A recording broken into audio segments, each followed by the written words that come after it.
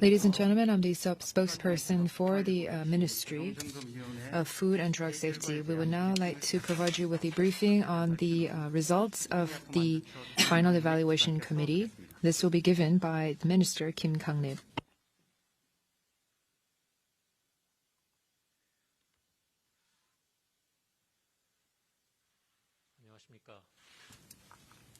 Good afternoon, ladies and gentlemen.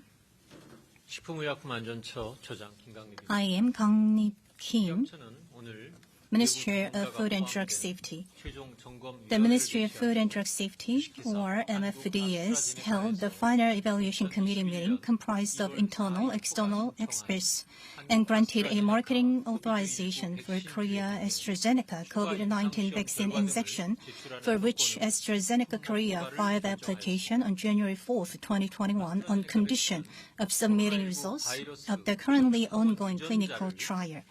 The AstraZeneca COVID-19 vaccine injection is a viral vector vaccine manufactured by inserting the spike protein gene of a pathogenic virus into the chimpanzee adenovirus template. This AstraZeneca vaccine uses an adenovirus that infects only chimpanzees as the vector to deliver the genetic material to human cells. The genetic material enables the synthesis of antigens that trigger the production of neutralizing antibodies in the human body, leading to the neutralization of the virus for destruction. Proposed recipients of Korea AstraZeneca COVID-19 vaccine injection are those who are aged 18 and over. The vaccine is to be administered as a series of 2 doses of 0.5 milliliter each, in 4 to 12 weeks apart.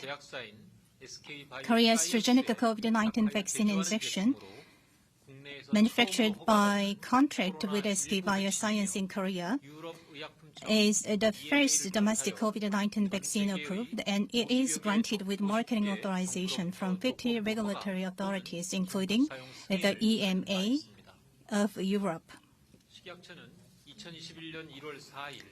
The MFDS received the marketing authorization application for Korea AstraZeneca COVID-19 vaccine injection on January 4, 2021, and then carried out thorough review based on scientific evidence and data, prioritizing safety.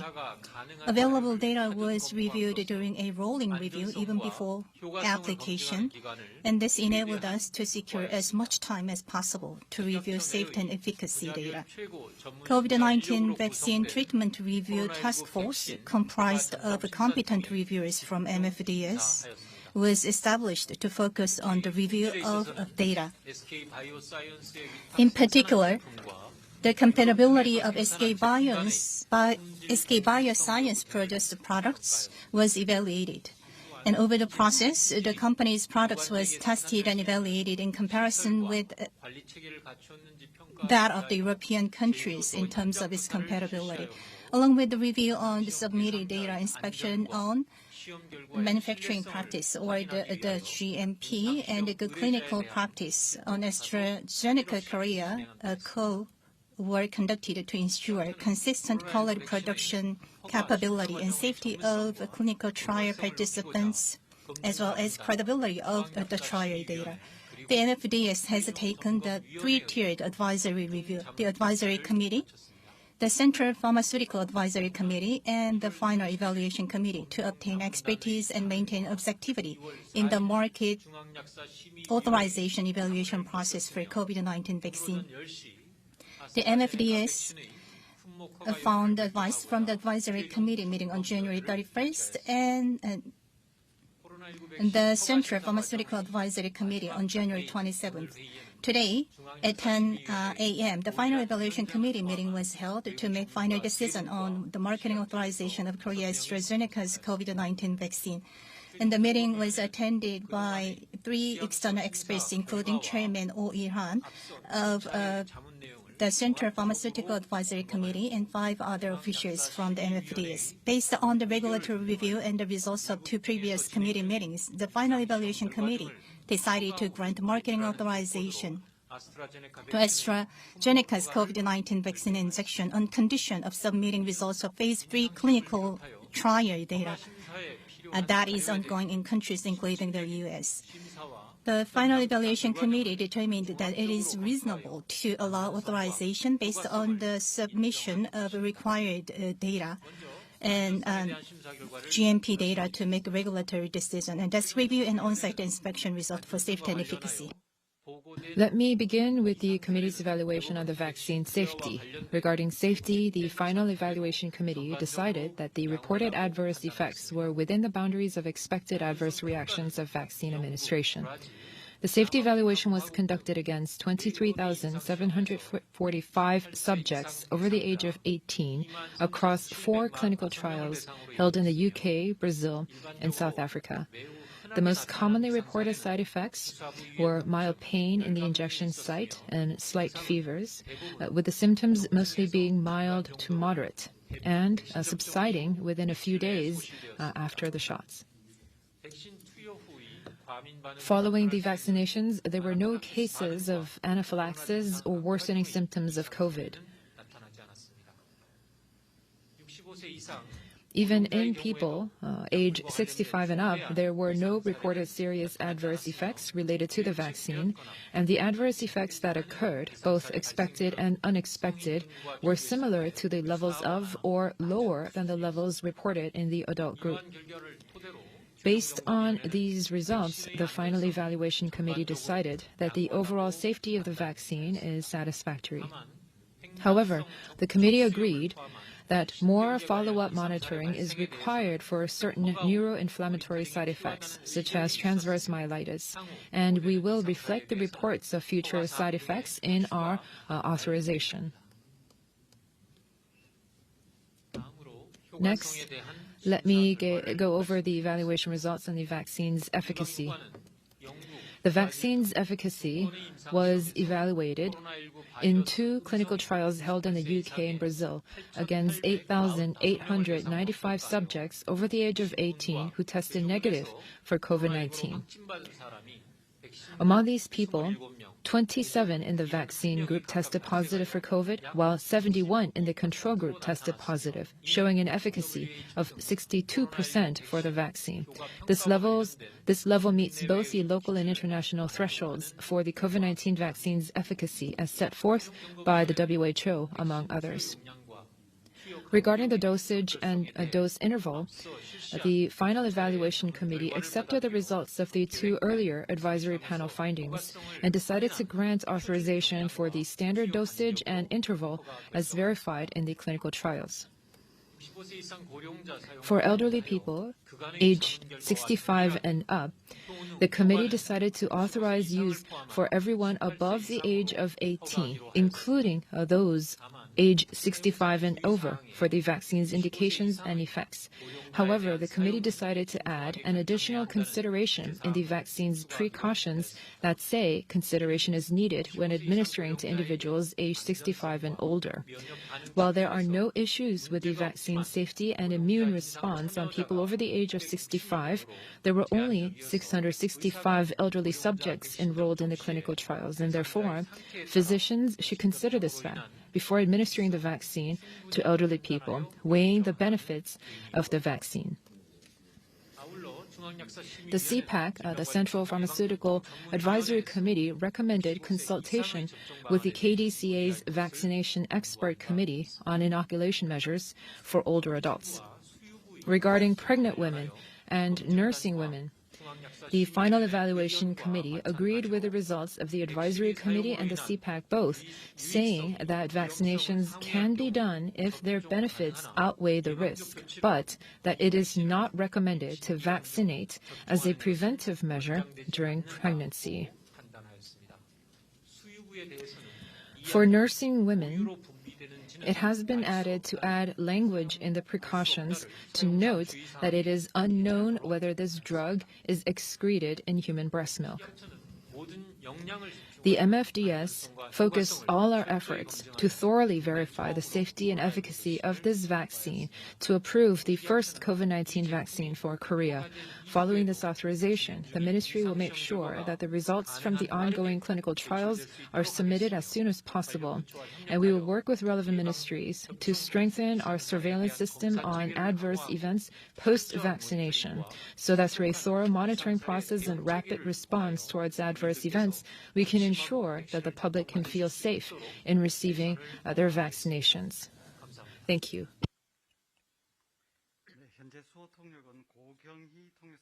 Ko Kyung-hee is the sign language interpreter who is on duty today. We will now take questions. We have Oh Il-hwan, who is the chair of CPAC, Kim Sung-bang, Park In-soo, who are all members of the advisory panel and the committee. We have received some pre-submitted questions. I will ask the pre-submitted questions first, and then the questions that have been received through our chats. There are foreign correspondents with us today, so we will be taking questions from them as well. Before you give your response, I'd like to ask the respondents to give their name and affiliation. And this is the first question. CPAC has given precautions on people over the age of 65. But why did you not include language about the efficacy? Yes, the CPAC has gone through deliberations. Approval has been granted for patients and people over the age of 65, but in the precautions and the use, we wanted to include language to say that the physicians should be very careful and considerate in administering the vaccine to people over the age of 65. This was the result of the advisory panel and the committee. We did not exclude this language in the precautions. We wanted to include language to say that the physicians should carefully consider the benefits and the risks of the vaccinations in administering it to people over the age of 65. After CPAC's results were reported in the media, there were some mistaken reports or some misinterpretations in the media. So if I were to be clear, the CPAC gives recommendations and the advisory panel gives recommendations, and today the final evaluation committee gave its decision.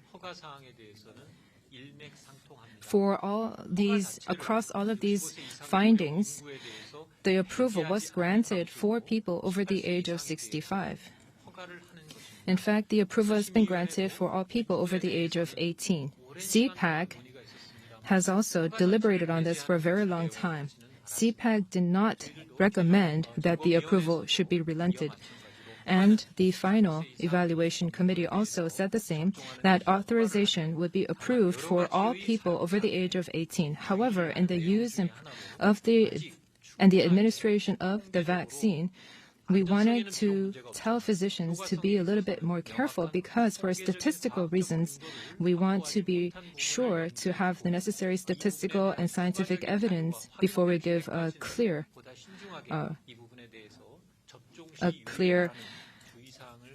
recommendation. So that is why we wanted to include this precautionary language for this vaccine when it's administering to people over the age of 65. When the vaccine is administered to those aged 65 and over, the considerations need to be made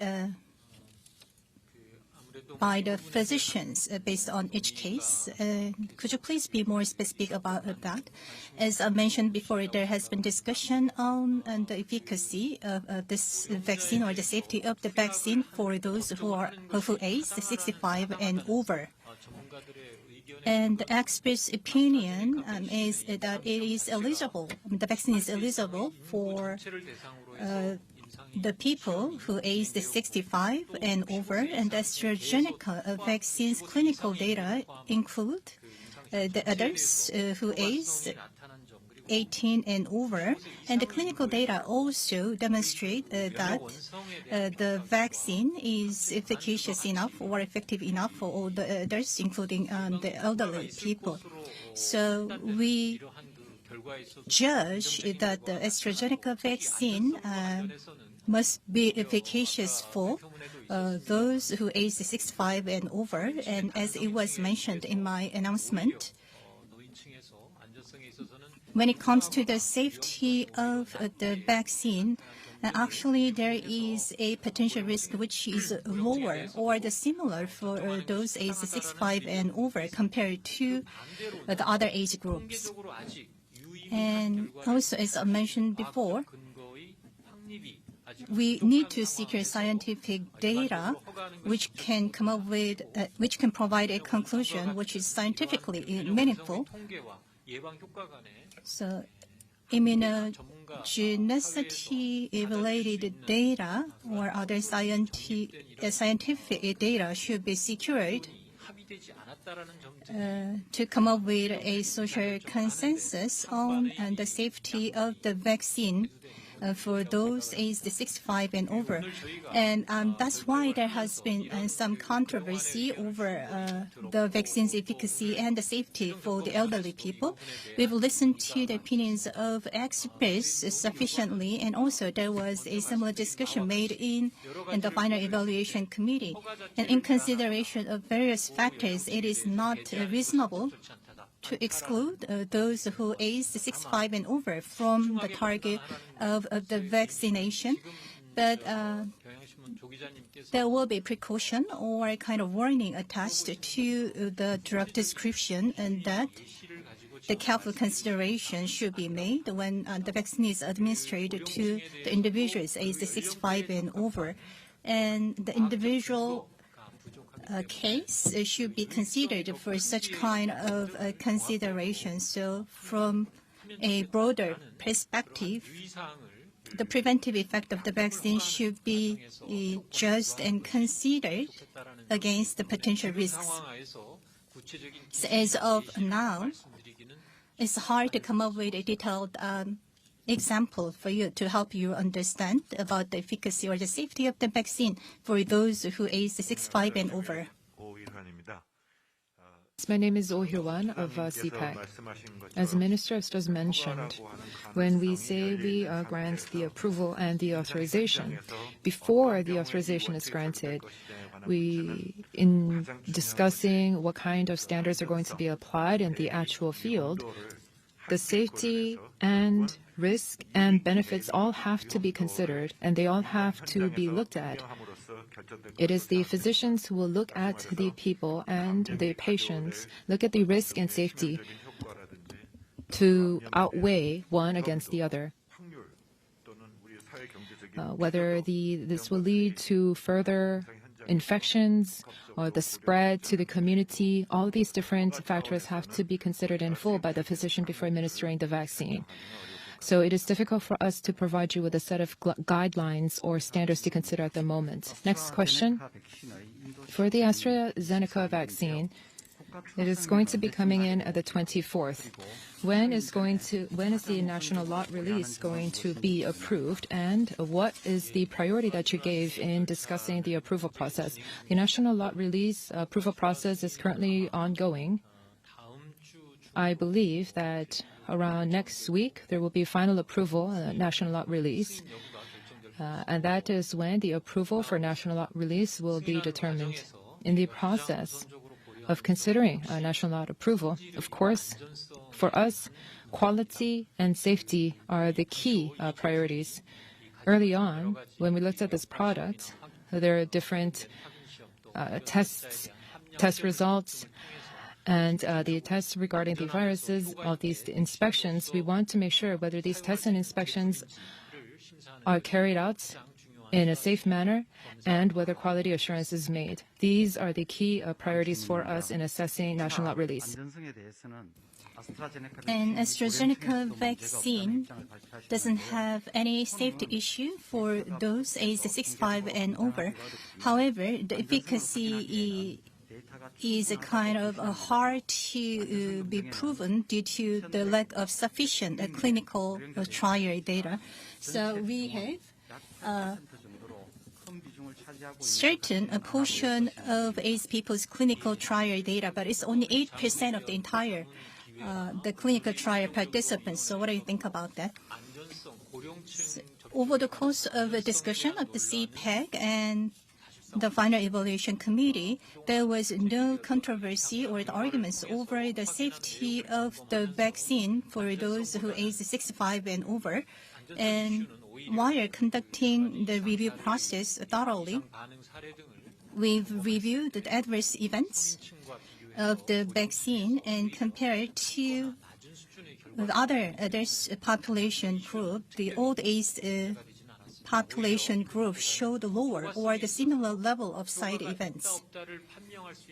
And as for the efficacy of the vaccine for those who age 65 and over, as I mentioned before, we do not have a statistically meaningful scientific data to prove efficacy of the vaccine for the specific age group. That's why there have been series of discussions made over the review process. However, when it comes to the safety, we haven't identified any safety issue.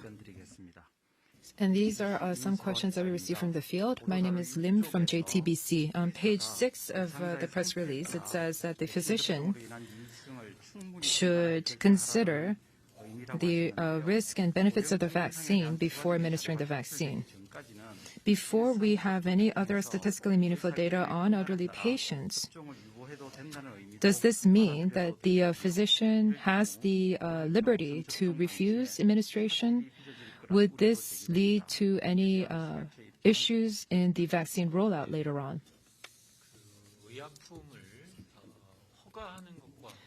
When we approve a drug, that is different from actually administering the drug. These are completely different processes, and they need to be looked at differently. In the drug approval process, we look at the efficacy and the safety of the drug, and we look at the different data and the statistics that come out of the clinical trial of the drug. Experts and various officials look at the safety profile and the efficacy of the drug before approving the drug. Once the drug is approved and it is used in the field, it is up to the physician to make the decision whether or not to administer the drug. In approving this drug, a drug approval is the barest minimum necessary requisite for the drug process. But out in the clinical field, it is up to the physician to make the decision whether or not to use this particular drug. Today, for today's purposes, we can tell you that for elderly adults, for people over the age of 65, the vaccine can be administered because we have not found any other evidence to the contrary. However, in the actual use and administration of this vaccine, there are different other considerations that have to be looked at for the physician before he decides to administer this vaccine or not. We are receiving different opinions and feedback from experts. And hopefully in the future, a very reasonable set of guidelines would be provided. This is a question from Money Today reporter. After granting the marketing authorization, what is the future schedule for the release of the vaccine? And since the vaccine can be administered to those who age 65 and over, the vaccination schedule will be kept as it is, starting from those who are in nursery houses. Sometime next week, whether to give the national lot release approval will be decided.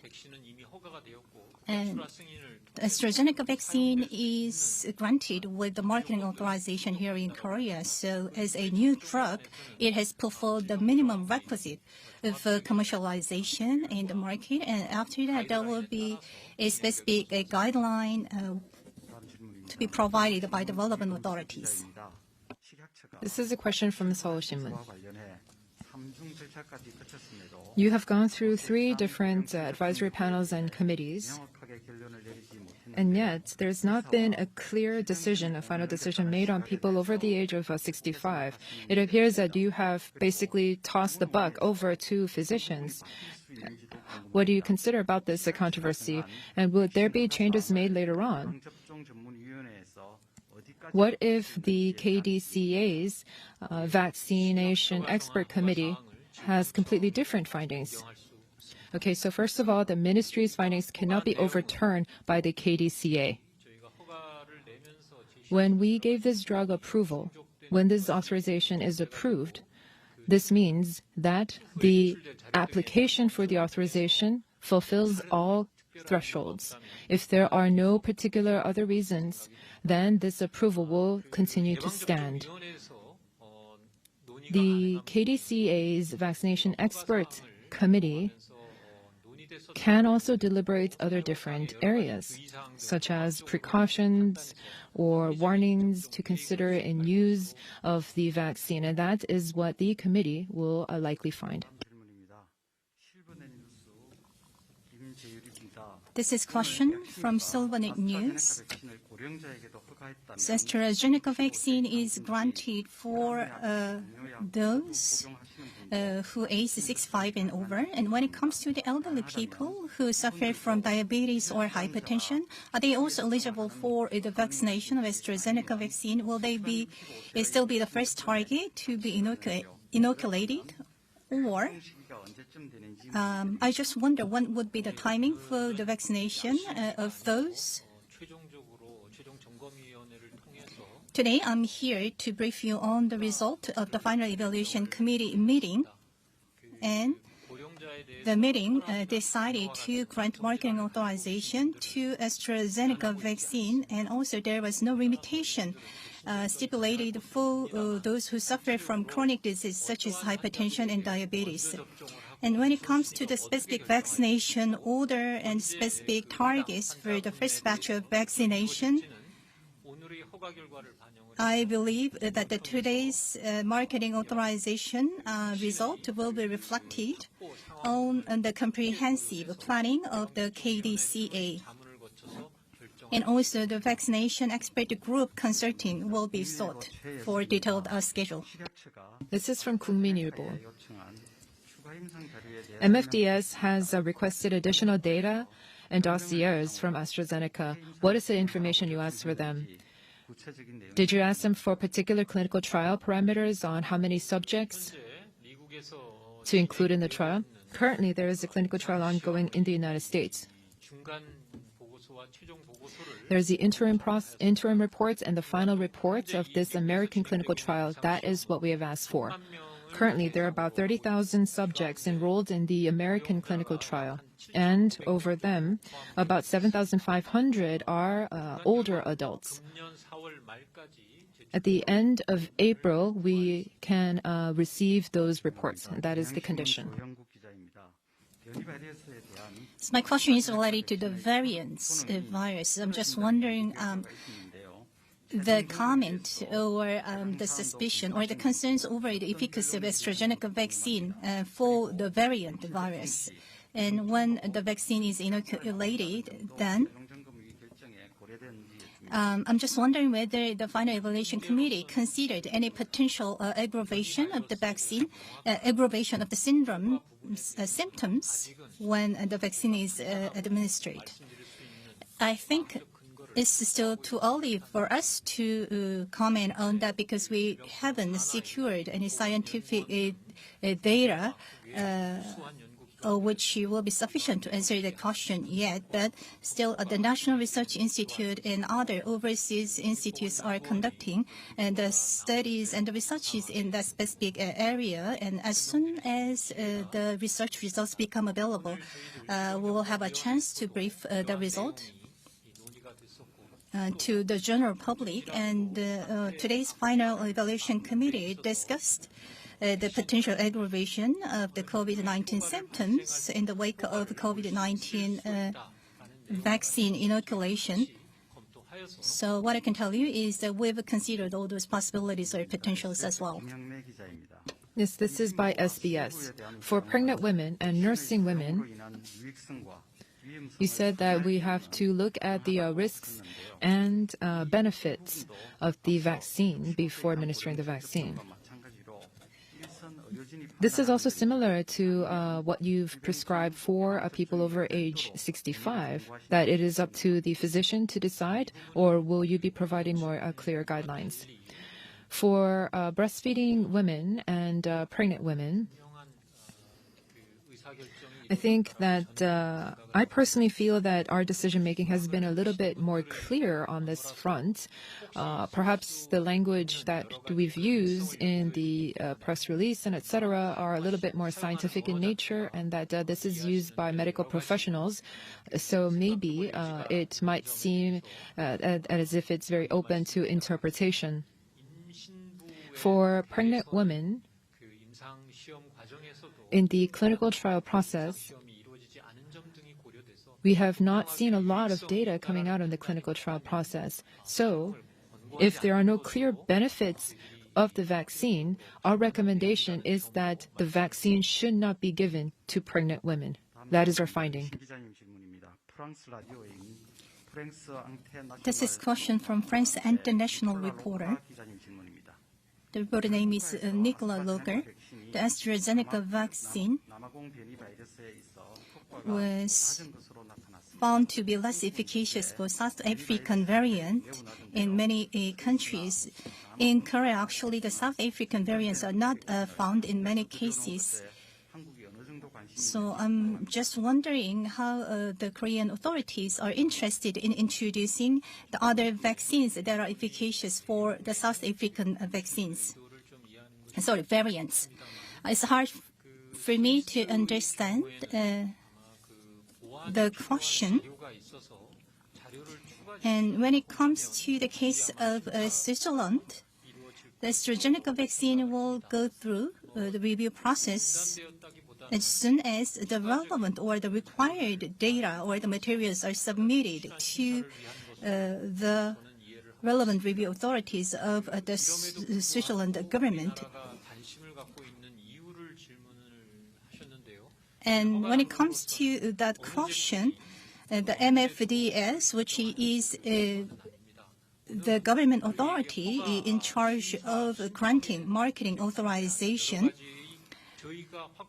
and MFDS has conducted review process based on the data and the materials submitted to the ministry, and based on the discussion made with the experts through the series of committee meetings, we just came up with today's conclusion. And the Korean government has made efforts to secure as many vaccines as possible, particularly the efficacious vaccines. So the ministry is working on that direction, working toward that direction as well. Yes, this is from MBN. I think the similar question has been raised, but I just want to ask again. You said that for people aged 65 and over, if the physician refuses to vaccinate that particular person, will that person go to another doctor, or would that person go to be relegated to a lower priority? I don't think that I'm in a position to answer this question. As an approval body, I cannot give guidelines on how to use this vaccine in the field. This is not something that I can answer. My question is about the clarification.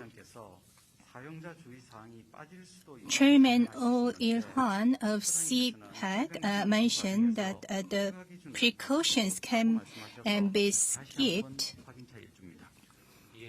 in the later process, but Minister, you just mentioned that the KDCA cannot overturn the decision made by the MFDS.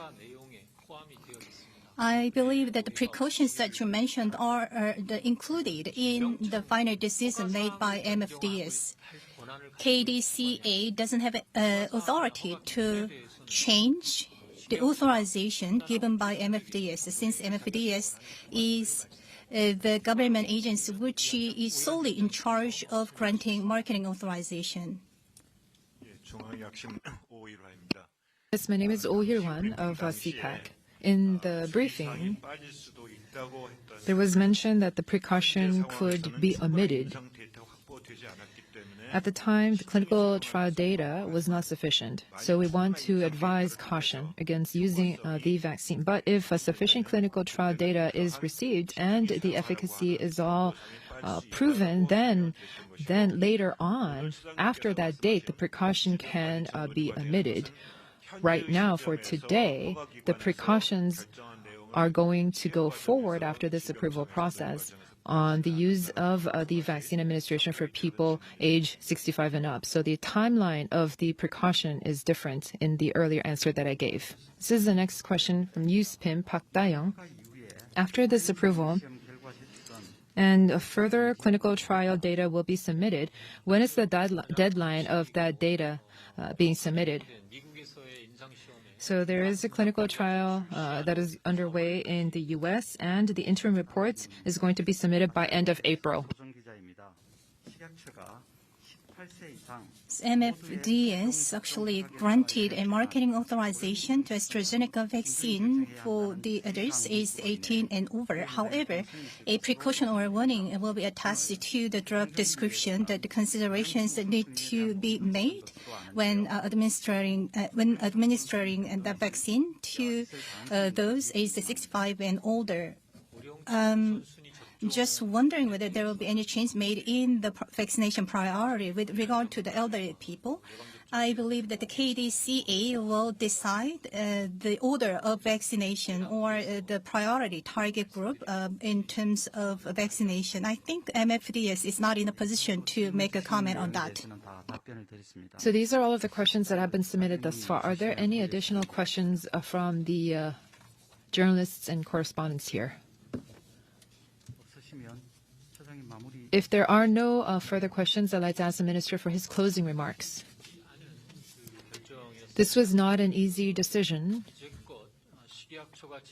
I believe that of all of the different vaccine approval processes that we've had thus far in the MFDS, this was the most expedited process. We worked very hard to expedite this process, and we tried to listen to many of the voices and feedback of different experts. There were many opinions that were given throughout this process. MFDS is basing this on scientific data to look at safety and efficacy of the vaccine so that our people, the public of the Republic of Korea, can trust in our findings. And we've really tried hard to communicate that through the public. This is the first approved COVID-19 vaccine for Korea. With this, hopefully, going forward, our response to the COVID-19 pandemic can be more revitalized. And in the future, with additional vaccine approval processes, we will continue to do our best so that the Korean public can trust our findings and feel safe when they go through the vaccinations. Thank you very much.